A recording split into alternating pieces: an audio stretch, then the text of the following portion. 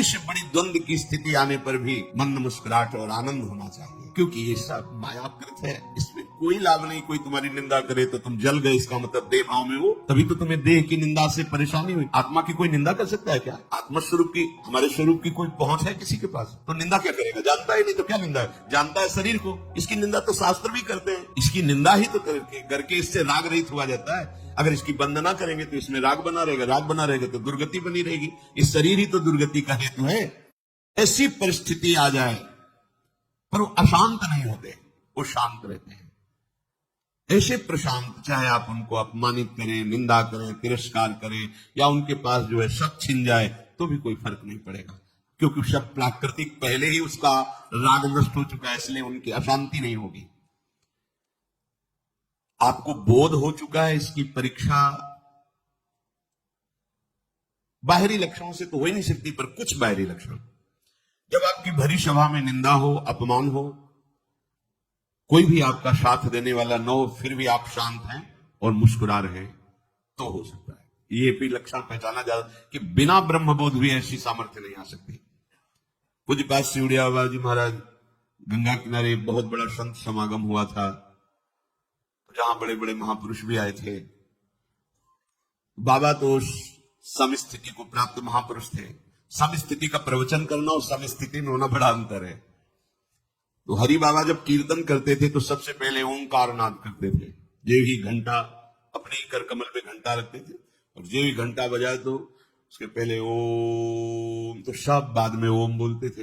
ये बात जो शास्त्रीय विधान के ज्ञाताजन थे वो विरोध करते थे।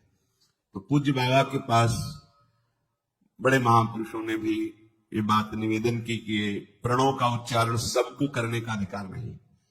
वैदिक उद्गीत महामहिमा में प्रणव, उसके लिए कुछ नियम है, कुछ सिद्धांत है, उसका ऐसे कीर्तन नहीं कराया जाता।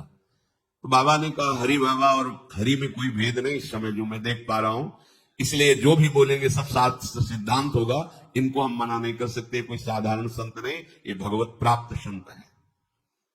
वह संतों में सब आए हुए थे, तो बाबा की सीधे निंदा शुरू की। ऐसा सन्यासी होकर भी कीर्तन में जाते हैं, कीर्तन में रास में बैठते हैं, प्रणव उच्चारण होता है, उसका निषेध नहीं करते।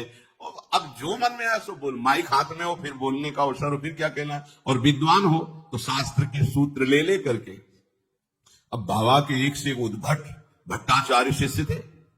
बाबा जब निंदा कर दो सब, बाबा ने सबको शांत किया, सब शांत, चुप बैठो। आधा घंटे तक वो बोलते रहे, शांत हो गए। सभा विसर्जित हुई, बाबा अपनी कुटिया में गए तो जो उनके सब शिष्य थे बोले बाबा एक सेकंड में इसके मुंह बंद कर देंगे हम, ये शास्त्र के श्लोक बोलता है अभी एक से। बोले हाँ, यही हमारे संग का असर तुम पर हुआ है, यही असर हुआ है। तुम हमारे सत्संग सुनते हो, वाणी सुनते हो, देहाभिमान पुष्ट करने के लिए करते हो क्या? वो क्या बोले? वो जो बोल रहे सही बोल रहे। उड़िया बाबा नाम का एक शरीर है ये, और उसकी वो निंदा कर रहे थे। इसकी तो निंदा हम भी करते हैं, शास्त्र भी करते हैं। शरीर कोई बंधन है, ये तो निंदनीय है। और जो उड़िया बाबा का स्वरूप है वो भी है, वो कभी अपनी आत्मा की निंदा कर नहीं सकता। तो जिसकी निंदा होती है उसी की निंदा हो रही। तुम लोगों ने क्या सीखा? सब शांत, कोई फर्क नहीं। ये आत्म स्वरूप, ये प्रशांत आत्मा। भगवान कह रहे कैसे संतों का संग वास्तव में वर्तमान में ही जीवन मुक्त कर देता है। बोले समचित्ताहा प्रशांताहा, प्रशांत, बड़ी से बड़ी द्वंद की स्थिति आने पर भी मंद मुस्कुराहट और आनंद होना चाहिए, क्योंकि ये सब मायाकृत है। इसमें कोई लाभ नहीं। कोई तुम्हारी निंदा करे तो तुम जल गए, इसका मतलब देह भाव में हो, तभी तो तुम्हें देह की निंदा से परेशानी हुई। आत्मा की कोई निंदा कर सकता है क्या?